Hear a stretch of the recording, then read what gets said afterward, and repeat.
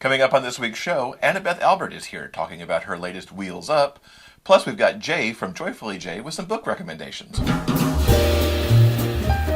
Welcome to the Big Gay Fiction Podcast, the show for readers and writers of gay romance fiction. If you can read it, write it, watch it, or listen to it, these two guys are going to talk about it. Now, here are your hosts, Jeff Adams and Will Knaus. Welcome, everyone, to episode 115 of Jeff and Will's Big Gay Fiction Podcast. I'm Jeff from JeffAdamsWrites.com. And I'm Will from WillKnaus.com. This week's episode, as always, is brought to you by listeners just like you. We will have more information on how you can help support this show in just a few moments. Welcome back to another episode. Thank you. Welcome to you. Thank you. We got a lot of stuff to talk about, To talk about. Yeah. Are we going to have another talk problem this week? Oh, dear. Maybe we should practice or something. Maybe. I don't know. Go to elocution lessons or... Look at you with the big words. $10 words. Thank you. Courtesy of Will. All right, let's get talking about what went down this week. Codename Winger 3 went under contract at Harmony Ink Press. So, yay. I was very excited about that. Congratulations to you. So that means The Adventures of Theo will continue in 2018 with 2 books, one in the spring and one in the fall. So, very excited about that.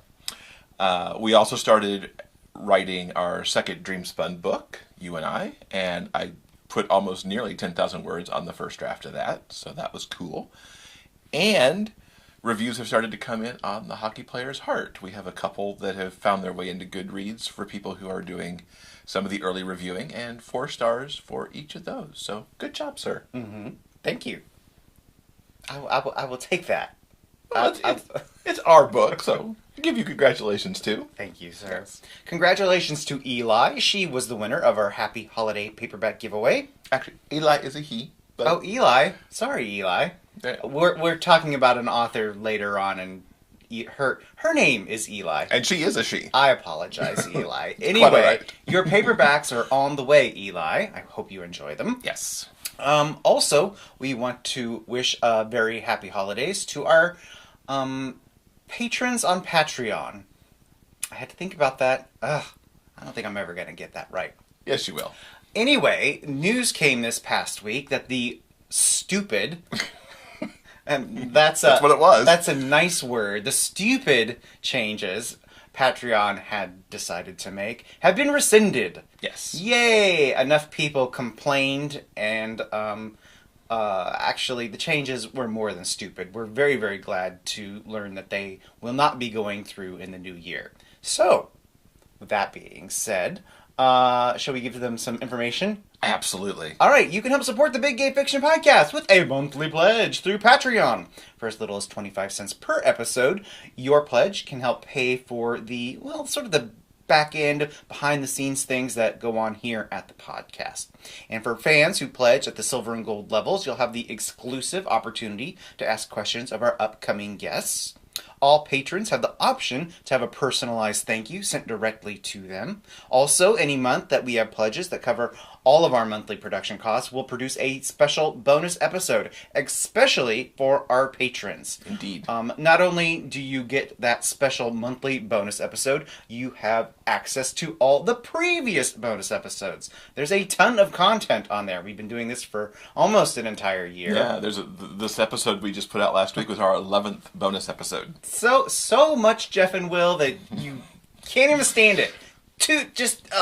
Overwhelming. Indeed. Overwhelming. If you would like more information and more details on how you can join us on Patreon, all you have to do is go to patreon.com/biggayfictionpodcast. That's patreon.com/biggayfictionpodcast. Yes. So this past week, I got to speak with Jay from Joyfully Jay and got a ton of book recommendations. We do some best of 2017. We talk holiday books. We talk about what she's reading right now. It's a really great moment. There's so many things to add to your TBR here, so let's take a listen.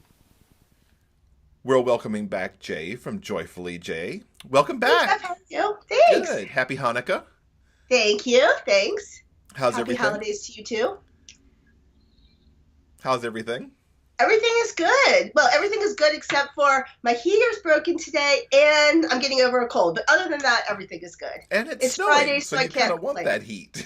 I know. It's Friday and Star Wars weekend, so things are really good. That's right, Star Wars weekend. Looking very forward to seeing that for sure. Yes, yes, yes. And of course, we're sitting here coming up on the end of the year in just a couple weeks. And of Yes, course, that I can't means believe best it. of list. What's going on Joyfully J to close out 2017? Okay, good. Well, one thing that we're doing right now is we're running our annual favorites lists, and we have, I think, seven of our reviewers, counting me, who are all doing best of 2017 lists. So we started that a couple of weeks ago, and we have been running through them all last week, and the last one is running today, which is mine. And I give each of my reviewers a chance to just sort of throw out there their favorite books. And I think tomorrow we'll have favorite covers of the year, and then I'll do a post that combines all of them into one, so you can see everyone's favorites or get to everyone's favorites all together. So it's really fun for me to see what they pick, because I, of course, read every review that gets written, so it's hundreds and almost thousands of reviews a year. So I think that it's fun personally just to see out of all of those things what they pull out. And it sometimes surprises me, because I guess my instinct is to assume that we're all going to sort of have the same types of favorites, the same authors, or the same whatever. And so it's really fun for me to see how different everyone's lists are, and the things that, stick with you. A book that you can love in January may not be a book that you remember in detail come December. So I always think it's interesting to see, even for myself, what sticks with me throughout the year. And I find sometimes they're not my 5-star book. Maybe they're, a 4.75 or a 4.5, but that they made that lasting impact that carried through the whole year for me. Mm-hmm. Are you seeing some trends in the lists of things that keep popping up? Well, it's interesting. Two of my reviewers both put let me see if I can get the title right. The Rules for and Regulations for Myths and Magic by F.T. Lukens. And I probably totally butchered that title, because I forget it every time, but I will get you the link for that. Which was interesting that it was on two lists. One of them reviewed it for the blog, and one of them had read it on their own. So that's actually an interlude press book that was sort of a young adult fantasy book that got great buzz, and both of them put it on their list. We had several people with John Inman books, which was interesting, because 3 different books by John Inman, and he writes such wide-ranging stuff from really hysterical comedy to really terrifying horror. So he has a very broad sort of genre list. So it was interesting again to see several of his books on the lists. But we very rarely review the same book. Occasionally we do a buddy review, but we very rarely review the same book more than once. So the lists actually vary a lot, because a lot of reviewers, myself included, read almost exclusively blog books just because of the time. So we don't have tons of overlap, but it is interesting to see, like I said, the things that will stick with you over the year, even if it's not necessarily your top-rated book, but just something that, you sort of want to go back to and remember fondly. So that's sort of fun. You want to give us a couple of sneak peeks at your best of Sure, list that comes out sure. today? So mine comes out today, and all right, well, one book that probably won't surprise anybody who has been on my social media in the last few months is because it's a book that I talked about nonstop, which is By the Currawongs, called by Walton B. Marsland.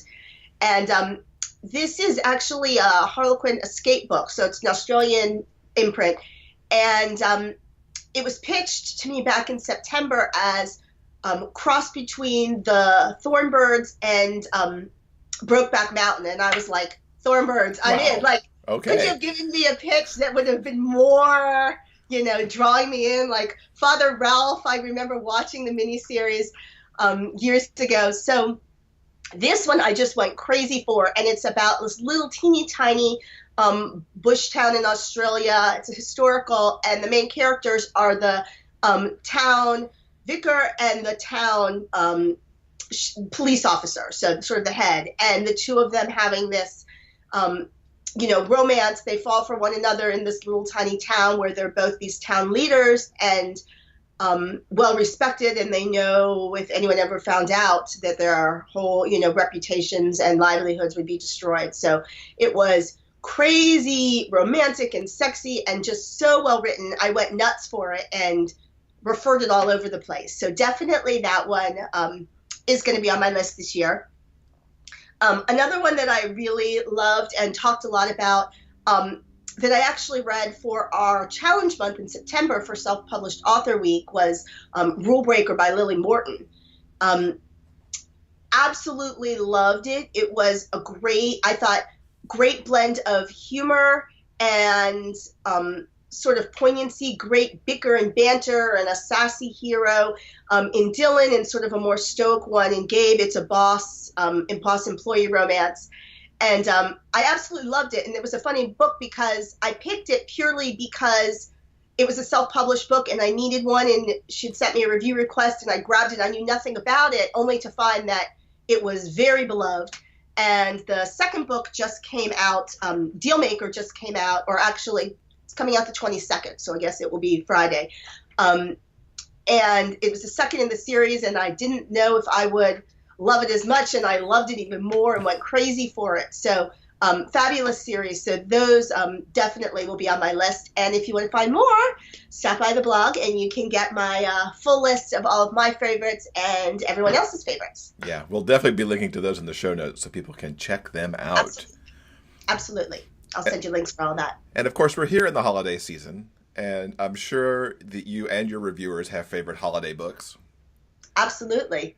Absolutely. This is this is a crazy time of year on the blog because, as you can imagine, so many books come out, sort of in this like mid through November to end of December time period. And we actually start scheduling our holiday books for review in September. And some of my folks were like booked through the year by October because so much comes out. So this is a fun time of year on the blog. And we, every year I update and re-release our favorite holiday books. So that post went out last week, and I will send you the link for that in your show notes so that folks can see. We have a big list of all of our favorite books. It's broken down by holidays. You can get Christmas books, Hanukkah books. We even have a few other holidays thrown in, some Valentine's Day, some Halloween, some Purim, and other Jewish holidays. So lots of fun stuff on there. I think this year we added a handful this year. One of my favorites is Heidi Cullinan's Minnesota Christmas series, so that's on there. And that actually, just a spin-off series, is just coming out now. Christmas Fling is the first one, so that's sort of a fun holiday series if you're a fan of her Minnesota Christmas series set in Logan. This is a spin-off set in the same town. And I got to read a Hanukkah story this year, which I'm always on the lookout for Hanukkah stories because they're there, but they're a little thin on the ground. So I read 8 Nights in December by Kira Andrews, which I really liked. And this is actually a re-release, so an expansion and a re-release of an old story. So I had read it before, but got a chance to read it again in the longer version. So if you're looking for Hanukkah, we've got that on there as well. So that's really cool. You had Hanukkah stories this year. Yes. Because you're right. We've been looking at a lot of holiday books, and we don't see a lot of really anything other than the Christmas kind of thing. Right. So it's great that your list is going to kind of split things out a little bit more, too. Yes. Also, Caraway Carter had a Hanukkah book, and now it's the title is escaping me, but we reviewed that, and my reviewer also really enjoyed it, so I'll send you that as well. But yes, if you're looking for Hanukkah, definitely check it out, because like I said, they're not as common. In some years I find a lot of them. I try to read one every year. Astrid Amara has a whole series of Hanukkah books, the Belsky series, but they're hard to find, so I always try to get in at least one every season. That's cool, and it's nice that you found a good one this year. Yes. With Kira. Yes. What are you reading outside of the holiday genre these days that you would like to recommend? Let's see. Well, I just reviewed It Takes Two to Tumble, which is the first book in Kat Sebastian's new Seducing the Sedgwick series. And if people saw me, I don't know, probably a year ago, you and I talked about how blown away I was by her first book in that series, The Soldier's Scoundrel. So I was really excited to see a new series. And, I always get sort of excited and nervous when favorite author or favorite series and they start something new and I wonder will it sort of meet expectations, but I really loved it. It's a naval captain who basically spends most of his life away from home and his children, and he comes home for the summer, and his kids have sort of been running wild since his wife dies, and the local vicar, I'm sensing a local vicar theme, the local vicar is watching the kids, and they fall for one another. But there's sort of a fun, almost Sound of Music vibe to the beginning, where you have these wild children climbing trees, and he comes home, and he's thinking, order and structure are going to win the day, and he has to sort of learn to be a little bit more loose and relaxed and creative with how he deals with his kids. So, and then it moves into more of the romance between the two. So I really enjoyed that. And I'm so glad to hear you enjoyed it, because like Will and I both loved the original 3. Yes. And we started reading them mostly because of your recommendation last year. Oh, so yay! we've already bought this new book, and it's just waiting for us to start it now. Yeah. Yes. It's very good. Excellent. I really enjoyed it, and the series starts up nicely because it's the Sedgwicks are the Vickers family, and they're a really interesting family, and we get just a little bit of a tease of some of the other family members. So the next book they know already is going to be one of the brothers. So I think that she set it up nicely for a way to sort of carry this series through. Very cool. Looking forward to reading that. That'll probably be one of my first of 2018 to get into. And what else do you have? Oh, another book that I have recently read that I loved, which I think the review is coming out this week, is Straight Laced by Kate Aaron. And I was a fan of her fantasy. She had a fantasy trilogy, The Slave, The Master. And so I picked this one up, and I really went crazy for it. This is a contemporary sort of opposites attract between a young businessman, and he is very sort of controlled and career focused, and he spends a weekend of every month in Manchester for work. And when he's there, he goes to a gay bar where he meets a go-go dancer. And so it's very much that sort of opposites attract. One sort of has to learn to help the other one, has to learn to live a little, and one needs to learn, or at least learn is probably not the right word. One sort of gets a little bit more direction from being together. But what I really liked is that it sort of transcends that, which is a very common trope and one which I love, but really does such a fabulous job of character development. It's romantic and sexy and very sort of layered characters that really develop a lot over the course of the book. So that was one that I could not put down, and just raced through the whole thing because I thought it was fabulous. So keep your eyes open for that review. I definitely loved it, and was one that I really hadn't heard a lot about and just went crazy for. Very cool. It's always fun when you find those books that just kind of come out of nowhere. Yeah, and I really love it because, people request reviews from the blog. I get to see a lot of stuff come across my desk that I don't, without having to go out and seek it out. But, and sometimes it's just a matter of picking out the right book from this enormous pile of requests. And so it is fun to sort of find something that you weren't expecting that turns out to be great. Yeah, absolutely. Well, thank you so much for sharing so much awesomeness here with us at the very end of the year. Thank you. Wish you and your family a very happy Hanukkah and Happy New Year. We'll see you probably sometime in holidays February. And Happy New Year to you too. The new adult hockey romance, Rivals, by Jeff Adams, is now available in audiobook as performed by Derek McLean. Mitchell Turner and Alex Goodman squared off on the ice throughout high school. Their rivalry was tough on Mitchell because he harbored a huge crush on Alex. With high school and college behind them, they meet unexpectedly on Thanksgiving Day, once again on the ice. Mitchell is thrilled to see his one-time adversary all grown up. With their rivalry in the past, could this be the start of something magical for the holidays and beyond? Written by Jeff Adams and performed by Derek McLean, Rivals is available at Amazon.com, Audible, and iTunes. Also available in ebook. Get your copy today.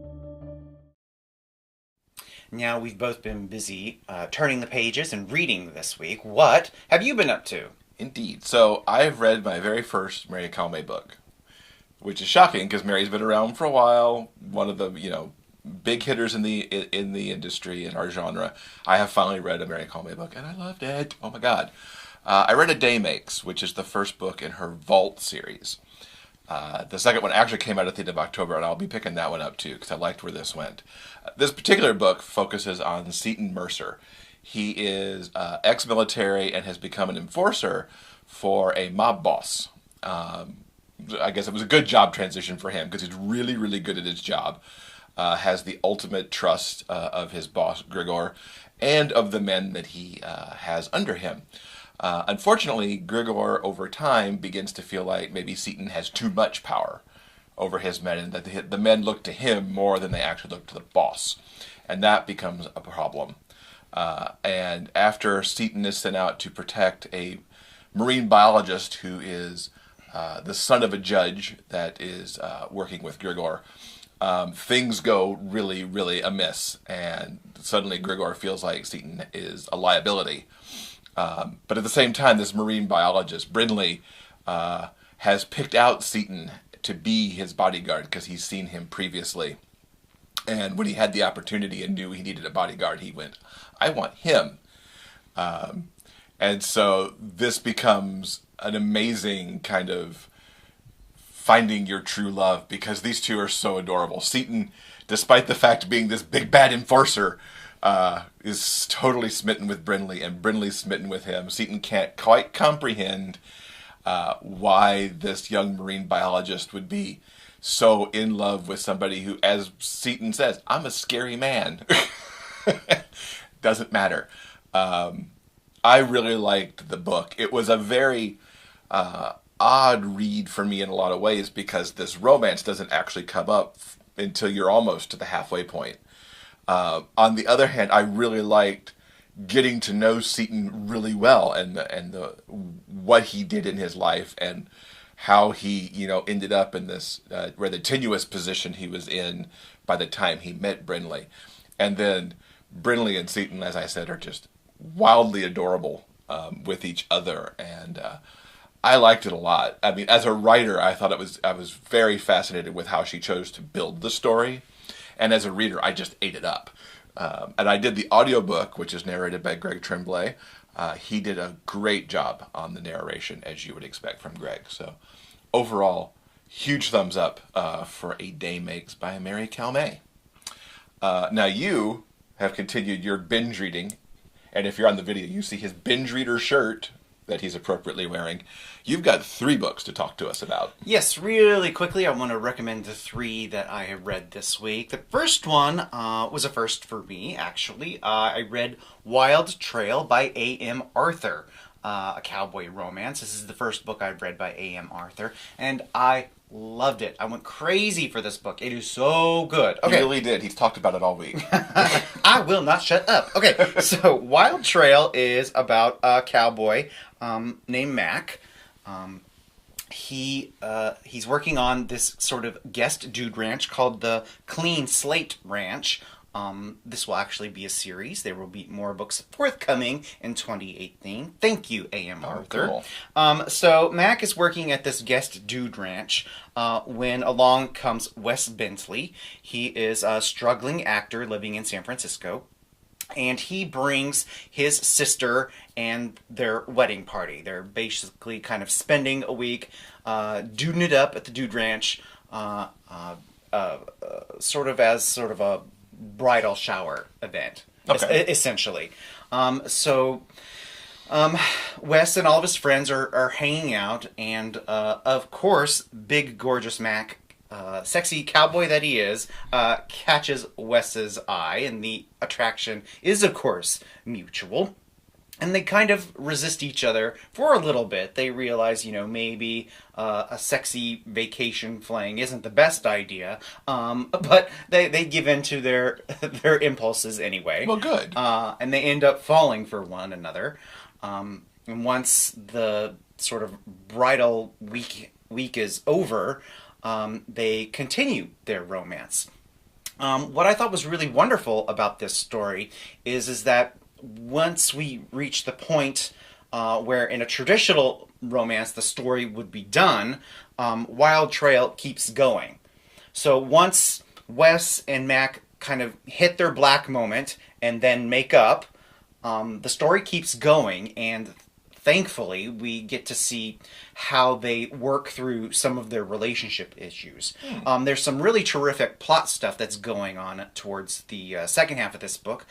Mac, with Wes's help, discovers a ghost town on the ranch's property, and there's a really interesting storyline that goes along with that, as Mac wants to rebuild it, turn it into a tourist attraction to help kind of infuse some money into their local town. Wes also gets a very promising job offer, an acting gig that could really lead to some impressive things. So I really loved Wes and Mac an awful lot. I also want to mention super quickly that I thought AM did a phenomenal job with the secondary characters. A lot of times, romances can open in media res, which means a large group scene with a ton of different people and stuff going on. And as a reader, I hate that. Hate it to pieces because I don't know who any of these people are, and I don't care what they're doing because I haven't had a chance to get to know them yet. AM does a phenomenal job of showing us who Mac and Wes are immediately, and then sort of weaving in all these other secondary characters, like the guys on the ranch, and the people who are in the wedding party. And they're all actual, genuine, real characters. They're not just, kind of paper people that she moves around for the plot's sake. So really exceptional. The next book in this series is going to feature Colt, one of the other cowboys on the ranch. He is the best friend of Mac, and in this book he reveals a very deep, dark, traumatic secret. It's all so damn good. I highly recommend Wild Trail, and I cannot wait for 2018 to get here so I can read more of these books. Okay, the next book I want to read, or talk about actually, is called Desperately Seeking Santa by Eli Easton. Quick note, I started reading Desperately Seeking Santa and Wild Trail on a Monday, and it took me until Wednesday to realize that both of these books have a main character named Mac. No one ever said I was the, sharpest, tool in the shed. Anyway, so, Desperately Seeking Santa is essentially a new adult romance. Our two heroes are kind of winding up their college careers. The first main character is Mac. He is this big, brawny wrestler. Everyone calls him the Mountain because he's nearly 7 feet tall. Good Lord. He's this ginormous, intimidating guy, but he's actually a total sweetheart. Who our other hero finds out that he... through the rest of the story, we've got Gabe. He is a journalist. And at the beginning of the story, he is working for a local newspaper, and he gets assigned his first story. It's sort of a fluff piece. He needs to go and talk to one of the people at the local Elks Lodge. They're doing their annual holiday dinner for an orphanage. It's a charity event. And Gabe pulls a Rory Gilmore, and he goes, I don't know if you know this, but I'm really awesome. This story, But his boss says, no. Do this story first, and then we'll see how awesome you actually are. So Gabe is determined to make this dumb, fluffy story the best investigative journalism piece anyone has ever seen. Is this his parking lot story? This is his parking lot story. Gabe goes to the lodge and starts digging a little deeper, and he finds out that during the dinner every year, it sort of ends with Santa. Santa comes and he visits with the orphans from the local children's home, but no one knows the actual identity of this mystery Santa. So Gabe is determined to find out who this secret Santa is. So he's working on his story, and he's getting to know Mac, who is like a genuine gentle giant. He's big and intimidating, but he is the nicest guy ever. And the interplay, these two characters are so kind and genuine and funny and smart. I really think that Desperately Seeking Santa is my favorite of all of the Christmas romances that I've read so far this year. Oh, wow. Which isn't to mean that I haven't liked the other romances, because I certainly have. I think anyone who's listened to this show knows that I don't talk about stories that I'm not absolutely in love with. But I really recommend checking out Desperately Seeking Santa by Eli Easton. It also happens to be the book of the month for the Top to Bottom podcast. They'll probably be doing their December wrap-up episode in just a few days, and they'll also be talking about this book. I'm sure they will love it, because it is absolutely amazing. Incidentally, this is the book I told you about. They fly to Mackinac Island okay. for a beautiful, heartfelt Christmas. I would like to do Christmas on Mackinac one year. That would be amazing. We'll just put that on our list. Okay, really quickly, I want to wrap up my reviews with Finding Home by Garett Groves. This is a second chances, age gap, sort of May-December romance, and it involves Caleb, a young guy who's having a really bad Christmas. Aww. Things are just not going well for this poor kid. A year or so ago, he kind of had a little bit of a fling with John, a professor in one of his classes. But because of family issues, his mom got sick, Caleb had to drop out of school and take care of his mom. And now this is the very first Christmas Caleb is, experiencing without any family to help get him through these tough times. He's a retail slave. His life pretty much sucks, which I personally identified with when I was in my early 20s. Things sucked pretty bad because I had no clue how to be an adult, and I was fucking things up left and right, and poor Caleb is doing the exact same thing. Luckily, as chance would have it, some holiday magic brings Caleb and John together, and they finally get their second chance, and they begin to explore that once again. And John takes Caleb home to his family, his very large, extended, rambunctious family, and it's a wonderful holiday, but it freaks Caleb out. It's hard to explain. I think this story explores some very genuine and dark themes. I know the word dark is going to turn a whole lot of you off, but I can't really think of another way to describe it.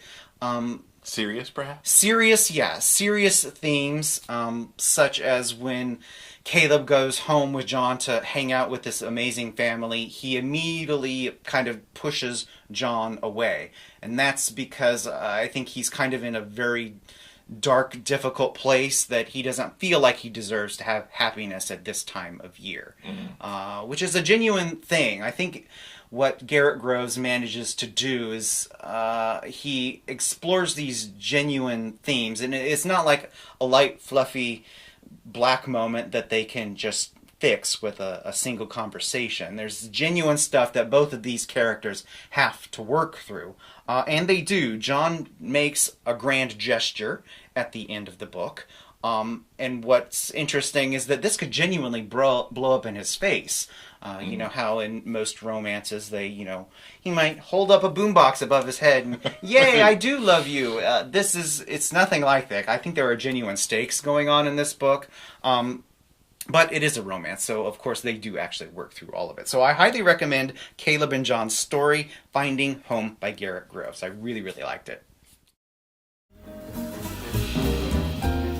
Did you know that podcasts love to get reviews too?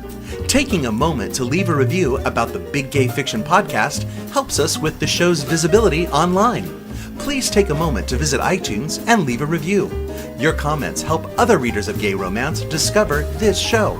Thanks for helping us spread the word about the Big Gay Fiction Podcast. So this week, you and I both had the chance to talk with Annabeth Albert. You have fallen in love with her Seal series that she started earlier. Yes, indeed. In November, she brought out the most recent book, Wheels Up, and she's talking to us about that, plus a whole bunch of her author influences, which includes friend of the podcast, Suzanne Brackman. Mm-hmm. We're thrilled to welcome Annabeth Albert to the podcast. Annabeth grew up sneaking romance novels under the covers of her bed. Now she devours all subgenres of romance out in the open. Complex, sexy, and funny stories are her favorite, both to read and write. She loves finding the happy endings for a variety of pairings, and is a passionate gay rights supporter. In between searching out heroes to redeem, she works a rewarding day job and wrangles 2 children. Her latest book, Wheels Up, which is part of her Out of Uniform series, came out on November 6th. Welcome, Annabeth. Hi.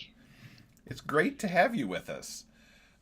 We'd love to hear all about the new book, Wheels Up, and about the Out of Uniform series in general. So this is one of my favorite books that I've written, and it was actually one of the hardest books that I've written. And it stars Dustin, who's the older brother of Dylan from At Attention, which was book 2 in the Out of Uniform series. And Wes, who's an enlisted SEAL, and it's an officer enlisted forbidden romance. And it has the SEALs in action a lot, which readers have been asking me, when are they going to really get to see some action? And we get to see some really nice action in Wheels Up. But it's also the emotional journey of the officer and the enlisted, their kind of arc that they go through. And what makes it one of your favorite books? I just really liked Dustin and Wes, and sometimes the books that are the hardest to write end up becoming your favorite after a while because you spend so much time with them and so much time in edits, and then by the end, you're really proud of what you've created. And so this is one that I really worked on, and so I'm really proud of what we ended up with after edits.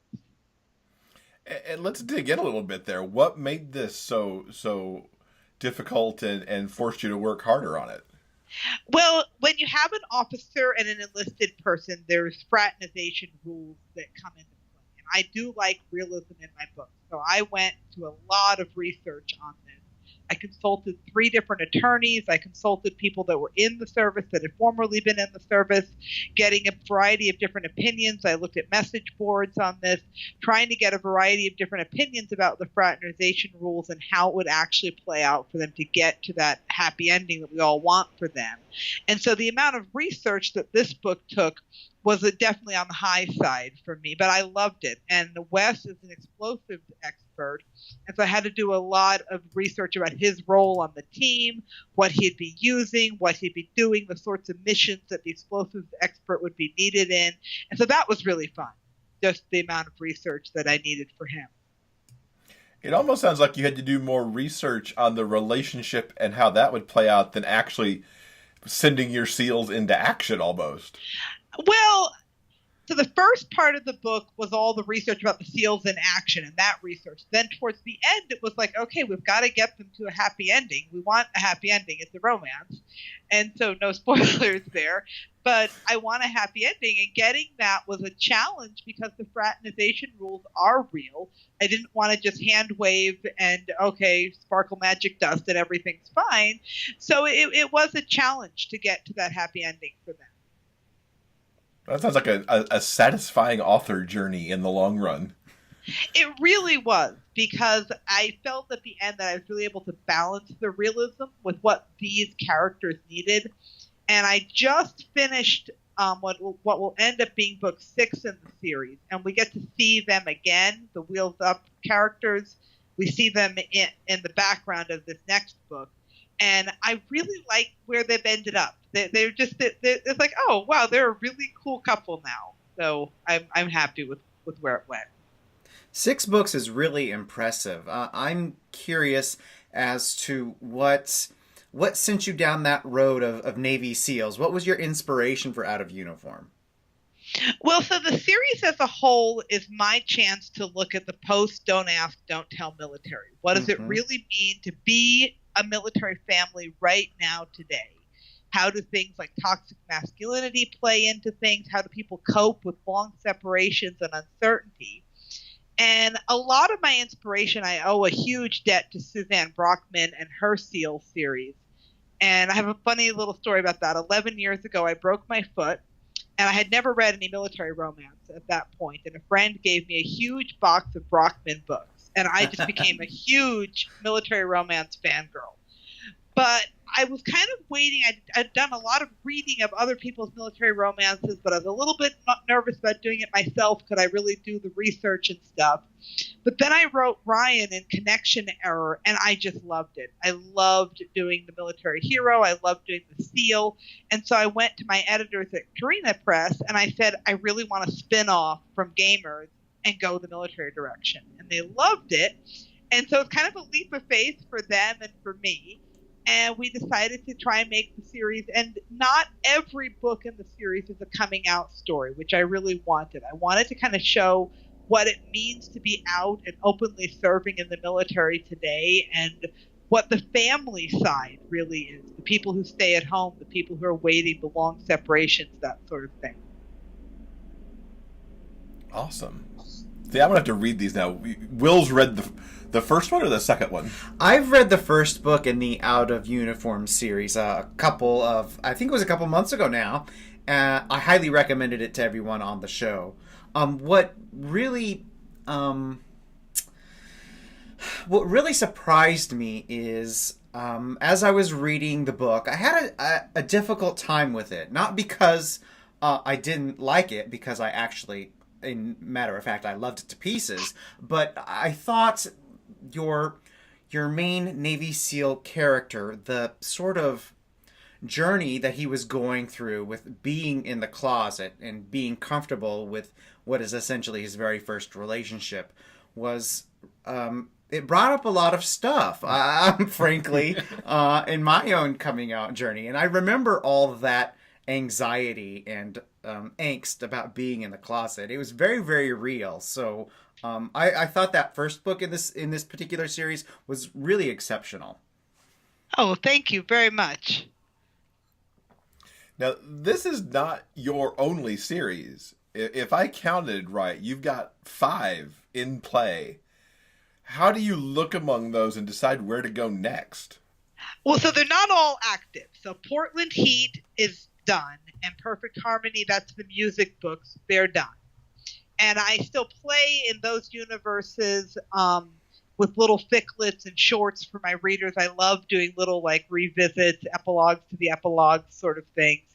But other than that, Portland Heat and Perfect Harmony are done. And then Gamers is pretty much done, but I've got a connected novella coming out this spring. And then Gamers will be kind of done, I think. So then the active series right now are Out of Uniform and Rainbow Cove. And what I do is I make a big calendar in Excel with my deadlines, and I just kind of look and I see, well, who has deadlines when, and where can I squeeze different books in. So at this point, it's very deadline driven, not as much, well, what does the muse want me to write today? But, which I know is the muse would be a much better answer, but it's very deadline driven. And in 2019, I'll be part of another series. I know that seems far away, but it's rather close in writing time. And I'm going to be part of a new series, a shared universe at Riptide, and that should be really fun. I love series. I was going to ask you that you do seem very attracted to series writing, because everything seems, you have very few standalones.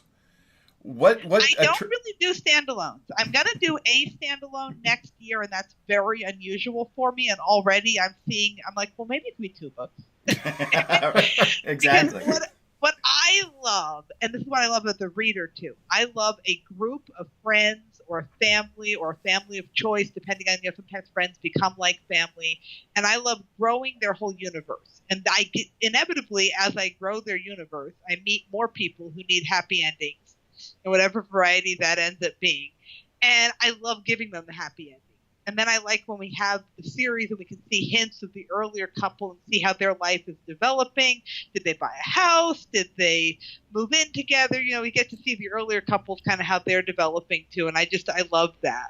And I like being able to use similar set pieces like locations throughout the series, because then you really start to develop a sense of place. Okay, we're in the diner again. Okay, we're at the tavern, and you really start to get a feel for the location. What's kind of your process as you're looking at kicking off a series? Is it really just starting with book 1 and seeing where that goes? Or do you plan out 4, 5, 6 books down the line to know how everything's going to interconnect? I usually do 3 at a time. I do 3 books. I kind of can see 3 books down the line.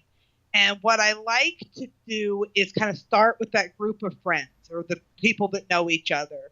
And how's that core group fit? Who's kind of the focal point of the group? Who's the loudmouth? Who's the comedian? Who's the shy one? How are those personalities playing out in the friend group? Before we even think about happy endings for people, just how's that friend group functioning? And then usually one story will kind of come to the forefront that, okay, that's going to be book 1. And I really dig into book 1. But as I'm writing book 1, I know who book 2 and book 3 are going to be about. I'm kind of laying the seeds for those books in book 1. And so to me, this is really fun because the nature of the friendships and people's friendships in general are just really interesting to me. Mm-hmm. Do you have kind of a sweet spot on where you think series should draw to a close, or is it just as long as the ideas keep flowing? Well, Out of Uniform will be at 7 by the end of next year. And I'm really going back and forth as to whether 7's going to be it or whether we could go on a few more. As a reader, I know that after 7 or 8, I get really kind of, as a reader, you're like, oh, well, do I need to reread the previous 6? Do I need to go back? Reader fatigue is a real thing. Mm-hmm. And so, like, I don't see it going to like 12 or something. And you know, so I have to kind of think both as a reader and as a writer. As a writer, you never want to let the universe go. You know, I could have done 20 Portland Heat books, but as a reader, between 6 and 8, maybe 10 feels good for a series. Some of these long series that have 15, 16, 17 books, to me, that gets a little long. Mm-hmm. Time to try something. Now, you also do co-writing with Wendy Qualls. How's the co-writing experience been for you? So she's my critique partner, and we're also best friends. And we started as an experiment because we wanted to see if our styles would mesh. We wanted to do something super fun. So we went to my reader group and we said, here's some character archetypes. What kind of jumps out at you that you'd like? And so my reader group picked that they wanted us to do a virgin rocket scientist and an army guy.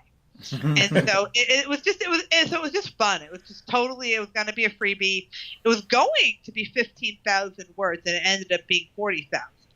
But and it was really fun and rewarding. It was challenging working it in alongside other projects. I tend to be very much a one project at a time sort of person. But it was still really fun, and Save the Date is still free at all the retailers. And it was nice to be able to bring that to my readers and to be able to write with my best friend. That was really fun. Was it scary at all having the character types presented to you? Well, we did it as a vote, and actually it was fun. It was very free. It was, okay, we're going to just have fun with every trope we love with this story. And it ended up being the length that it wanted to be. And it was like, okay, you know, let's just have fun with the wedding weekend trope and these characters. And it really was a fun book to write.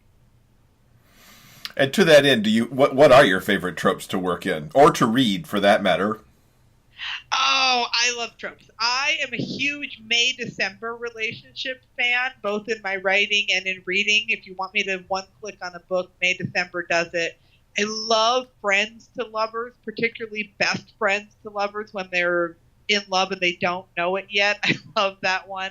I like forced proximity when they're, you know, snowed in or trapped together in some way.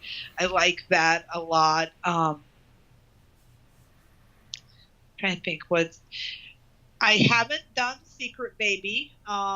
I don't usually read a lot of Secret Baby, but I said that about forbidden relationships, and then I went and I wrote Wheels Up. So, you know, sometimes it's fun to try tropes you don't use very often and just see, well, what could I do playing in this sort of universe? Mm-hmm. You certainly hit on one of mine that I like a lot these days, and doing May-December. I've gotten kind of into finding those stories and reading them. I love Tender with a Twist that came out in October of mine is May-December, and I really liked doing a hero who was a little older, a little more settled into his skin. And so right now my work in progress is a book that'll be out next Christmas. So it's a Christmas book that I'm writing this Christmas that'll be out next fall. And it has a 46-year-old hero. And I'm just like, this is so much fun. It is so much fun to be in a more mature person. I love my younger heroes too, but I'm finding I really enjoy the mature point of view right now, being in that character's head. Mm-hmm. Mm-hmm. So going back to your beginnings, what got you sneaking those romance novels under your covers? Okay, so this is kind of a funny story. My grandma had boxes and boxes of old school 1970s and early 80s Harlequins under the bed in the guest room. And I would go and spend the night, and I'd stay up all night, like till the sun came up, reading all the books underneath the bed. And so I got really good at borrowing a few to take home. And then I'd bring them back at the next visit and take another 3 or 4. And then I found out that the library had them too. That was kind of a game changer for me. And I was just always the kid that would read long after the lights were supposed to be out. I had flashlights. I had other little lamps. I went through batteries like crazy because I couldn't put a book down till I had read the whole thing. And I liked the length of the Harlequins because I could read them pretty fast. But yeah, I was hooked from the start. Can you remember what some of your favorite titles were from the early days? I can. So I was a huge fan before I found the Harlequins of the typical teen sort of romances. Judy Blume, Norma Klein, loved Paula Danziger's stuff. But then when I found adult romance, I read a lot of the very early Laurie Fosters, Catherine Coulter, Sandra Brown, Julie Garwood, Linda Leo Miller, and just, the sort of the icons of romance. I got a really good education in them. I read all sorts of genres: contemporary, medieval, time travel, historical, romantic suspense. I think people often think, oh, you love the Harlequins, you just read the category romance. But I read pretty widely among all the different subgenres, and I was in love with the genre from the first book. Does that early reading play into your storytelling now? I think it does, because I've read so widely. I know what pacing kind of works for me. I read a lot of craft books, too. I love reading about how to plot, how to pace and stuff. But I've read so many other books that I'm able to kind of draw on it. Okay, in this book, they had the midpoint hit right here, and then they had the dark moment, and then they resolved it this way. So I'm able to kind of see how others pace things.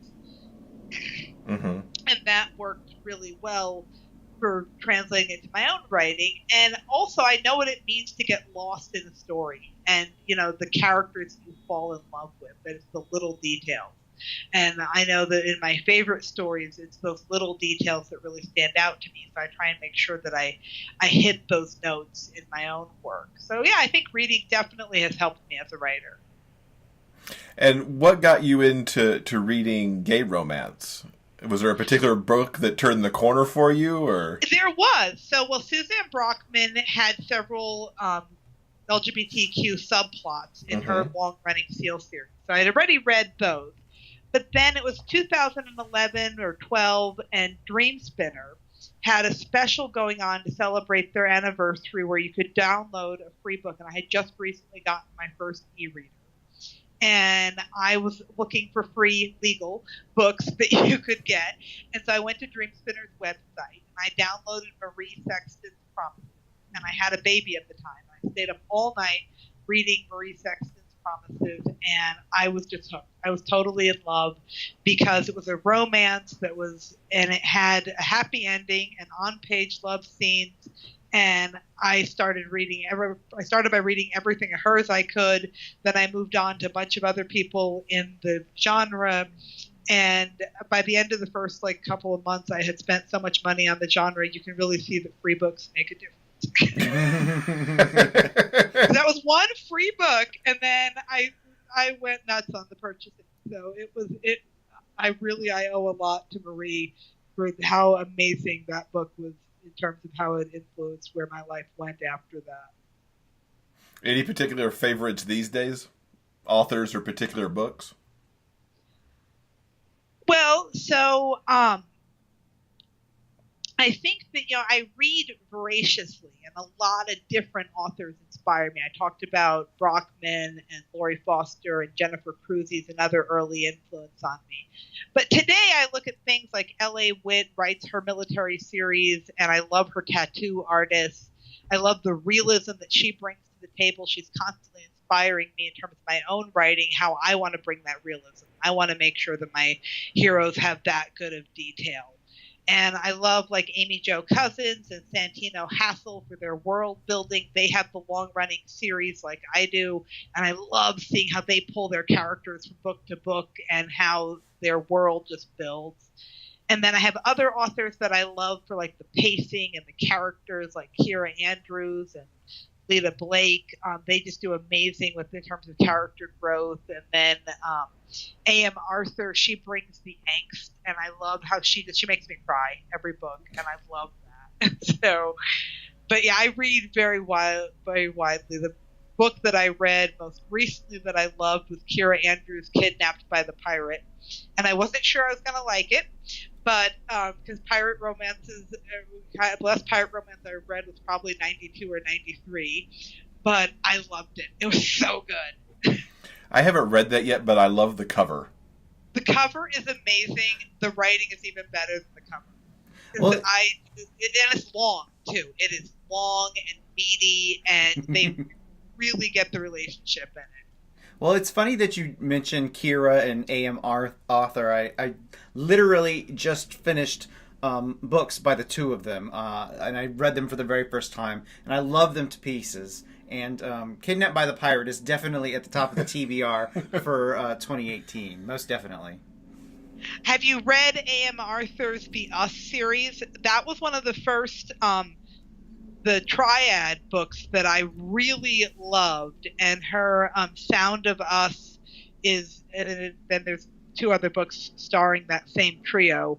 I really, really like that. I recommend it to anyone who's a little on the fence about, trying the polyamory thing.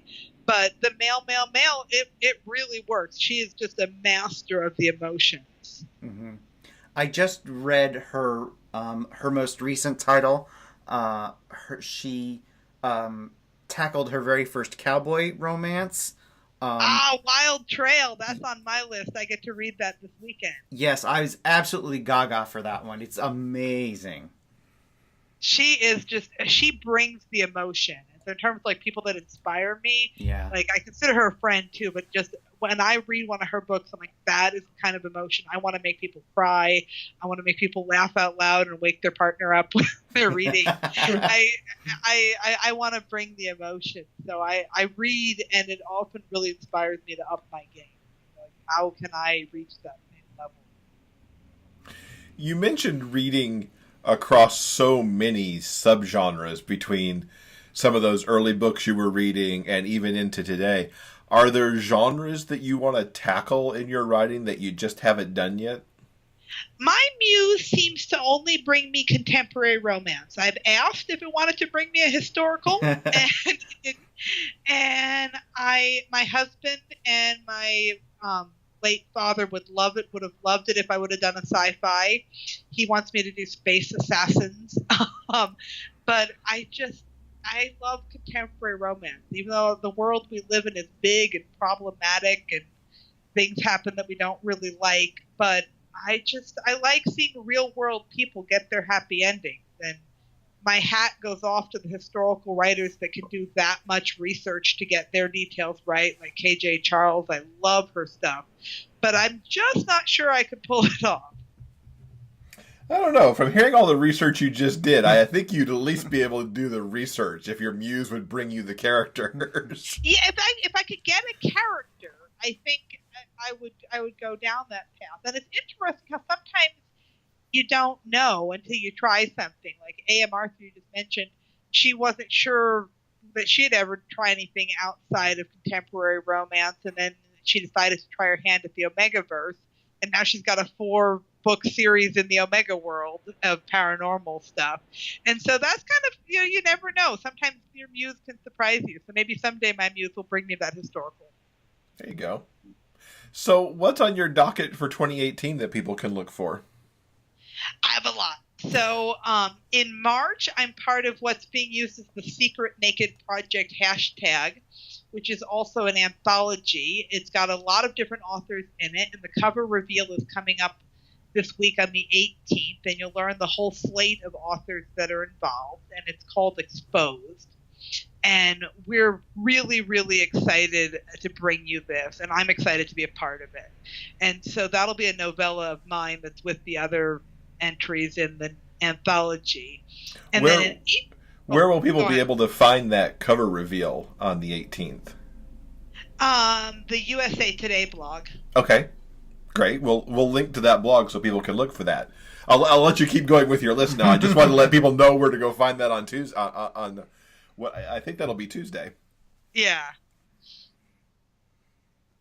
So in April, I have Squared Away. It's another Seal book, and this Seal is really fun. He inherits 3 kids and their attractive older cousin. But it was my first real asexual hero, and so I really enjoyed the research again for this one. And I found some just amazing beta readers who worked with me on this book, and I'm tremendously proud of it. And I can't wait to bring that out in April. And then in July, we'll have another Seal book, Tight Quarters. And that one has an embedded reporter and a Seal. And that was a lot of research on embedded reporters. And that was really fun book to write. I just wrapped that one up. What I'm writing right now will come out in November as Riptide's Christmas books. Riptide does the Christmas charities every year. And so I'm doing a Christmas book for them, and that's what I'm writing right now. And then there'll probably be some other books coming in 2018 too. I'd like to go back to Rainbow Cove, and we'll see when those books end up coming out in between those other releases. You are busy. My goodness. I try. And you've got a rewarding day job stuck in there too, so that kind of release schedule is impressive with the day job going on. Well, I find it all works with like scheduling. My kids are now in school, and so they go to school, I get to work. Certain days I do my day job. It's not a 40-hour week thing. And certain days of the week I do that. Other days I write. And on the writing days, I try to make a lot of headway so that on the days that I can't write, I can just focus on the day job stuff. That's nice. That's awesome. Keep that up. It's inspirational to me as I keep dealing with my day job. Well, yeah, I used to work more hours, and I found that just doing something every day makes a huge difference. Mm-hmm. That is so true. So what's the best way for people to keep up with you online? Facebook, I'm very active on. I have the Annabeth Angels Facebook group, and we love getting giveaways going. It's where I do my ficlets and my extras. We love getting new people to come by, but you can follow me on all sorts of other kinds of social media. I'm on Twitter and Instagram now too. But in terms of interaction, I love people joining my fan group, the Annabeth Angels group. Okay, very cool. Well, Annabeth, thank you so much for joining us. It's been great getting some time to talk to you. Thank you. So it was really enjoyable talking with Annabeth, and I can't wait to see what all she brings out in 2018, because she just cranks that material right out. Mm-hmm. I'm excited for her schedule. Yes, lots of wonderful stories. I'm super glad that she came on the show and we had a chance to talk to her. Yes, absolutely. Okay, guys, that will do it for this week's episode. Thank you for hanging out with us. I know this episode probably ran a little longer than usual. Thank you for hanging in with us. Coming up next week in episode 116, you can join us for Christmas Week featuring Reese Ford, and she's going to be talking about her latest book, Rebel. Mm-hmm. And also, Danny will be joining us with her holiday reading recommendations. Yes, it's good stuff. Mm-hmm. And Rebel, for those of you looking for it, Rebel's really good. And I'll be talking about that next week, too. Okay, guys, remember, no matter where life takes you, the journey will always be sweeter if you have a book. So until next time, guys, keep turning those pages and keep reading. For detailed show notes and the complete episode backlist, go to biggayfictionpodcast.com. New episodes are available every Monday on all major podcast distributors and YouTube. Thanks for listening. We'll see you next week.